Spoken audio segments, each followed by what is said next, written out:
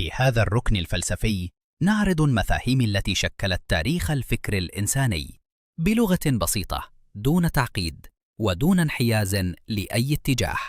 مرحبا بكم في سلسلة مصطلحات فلسفية مبسطة. يقال إن الإنسان قد يستلب، أي يفقد ذاته داخل ما صنعه بيديه، فالآلة التي اخترعها والقانون الذي سنه والنظام الذي أقامه قد تتحول من أدوات لخدمته إلى قوى تسيطر عليه.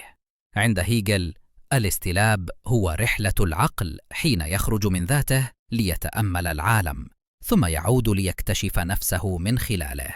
أما بعض الفلاسفة الطبيعيين مثل فورباخ ومن تأثر بالمادية الحديثة، فقد رأوا أن الإنسان أحياناً ينسب صفاته العليا إلى فكرة خارج ذاته كالدين أو المعتقد، فيغترب عن جوهره الإنساني.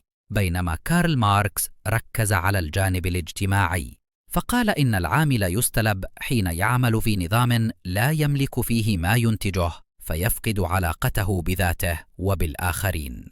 الاستلاب إذن هو أن تصنع شيئاً حتى يصبح سيدك، أن تبني عالمك ثم تشعر بأنك غريب فيه.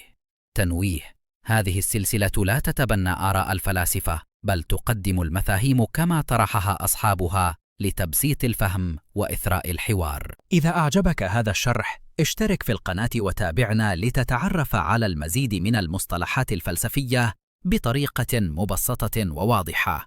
فالفلسفة ليست غموضاً، بل طريق لفهم الإنسان والعالم.